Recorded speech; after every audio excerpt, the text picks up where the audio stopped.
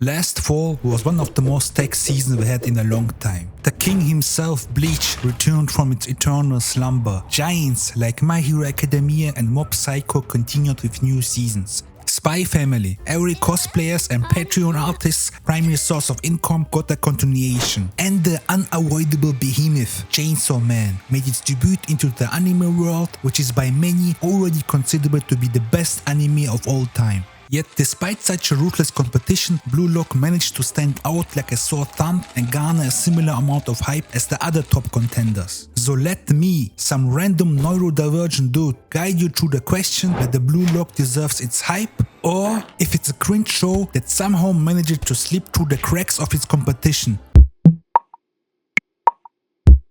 The first episode starts straight with a soccer match. And yes, I'm going to call it soccer and not football, but only because they call it like that in the anime. But regardless whether you are from the EU or America, we can all agree that it makes zero sense for a sport that mainly uses hands and an egg ball to be called football.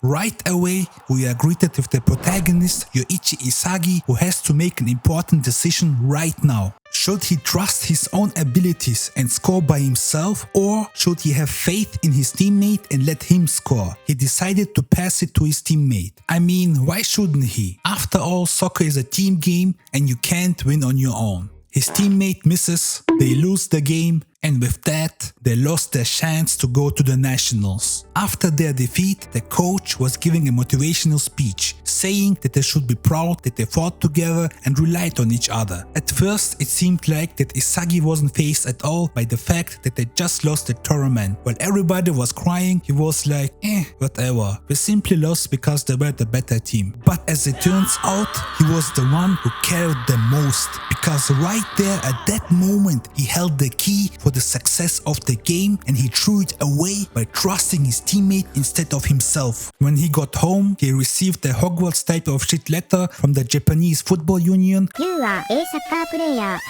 invited him to an unknown event. When Isagi arrived at the event, a strange person wearing all black went onto the stage and started explaining what the whole fuss was about. And this is what he told them. You suck, your team sucks, and the Japanese national team sucks. And if you want to change that, join the Blue Rock program, beat all the 299 contenders in this room, become the biggest, egoistical, selfish and self-centered piece of crap that ever walked on this earth, and by that you will become the world's strongest striker and elevate Japanese soccer to new heights. And this right here is the reason why Blue Lock feels so refreshing and exciting. In every other major sports anime, the core message has always been the best way to succeed is putting your team above your own interest. Even in 1v1 sports like boxing, the message is still that winning was only possible because they relied on the great team of coaches and training partners. But in Blue Lock, they flip the message and say that the most important thing that most athletes lack is being an egoist. And the brilliance of this statement is that it has real merit in real soccer. What is soccer? Is it about 11 guys working together? Is it about valuing your ties to others? Self-sacrifice? Playing for your teammates? No, soccer is about scoring more goals than your opponent. Whoever scores the most goals is the greatest. A true egoist will do whatever it takes to win. Pelé, the greatest striker of all time, once said, the best forward, the best midfielder, the best defender, the best goalkeeper. To all of those questions, I always answer that it's me. You can't become the world's best striker unless you are the world's biggest egoist. But just having an interesting twist is not enough to be accepted by the critical eyes of the Weeb Council. So clearly, Blue Lock had something else additionally to offer. Have you ever met a person who is obsessed with watching sports? Regardless of the circumstance, if there's any downtime in their life, they will instantly whip out their phone and start consuming sports-related content. And you just witness this as a bystander and tell yourself, how can any sane human being find any enjoyment from watching this boring garbage? I simply don't get it. Sometime later, you sit in your room and scroll through potential anime you could binge right now. You already rewatched all the good shows a million times. In the corner of your eye, you notice a cover which resembles a popular sport known in real life. So out of sheer boredom and a teeny tiny fraction of curiosity, you decide to give this anime a try. And before you even had the chance to process what you got yourself into, you already finished the whole season. And you know what you say to yourself in that moment? I get it. I finally get it. This is not what they see when they are watching their favorite sports. This is what they see.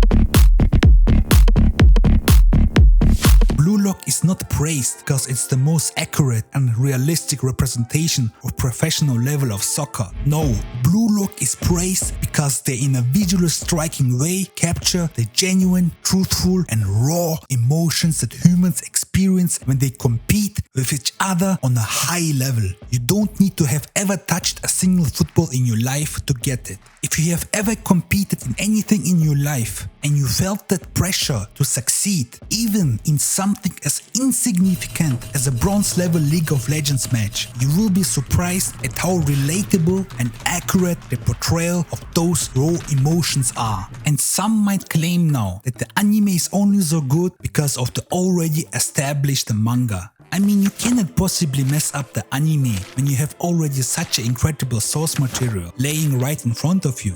Oh really? You think so? I think the fans of 7 Deadly Sins, Tokyo Ghoul, Record of Ragnarok and Berserk, especially the Berserk fans, would like to have a word with you. Not only did Studio 8-bit adapt many panels almost one-to-one in the anime, on top of that they filled in the blanks in a faithful way without ruining the essence of the source material. Blue Lock does not have the most perfect hand-drawn and fluid 2D animations you ever seen in your life, but the way Studio 8-bit utilizes the combination of traditional 2D and modern 3D technology, the way they use energy and light effects, the way they build and release suspense, the way they emphasize on emotions and on inner conflict in a high-paced situation makes it one of the most memorable anime I've seen in many years. However, there is an elephant in the room that needs to be addressed.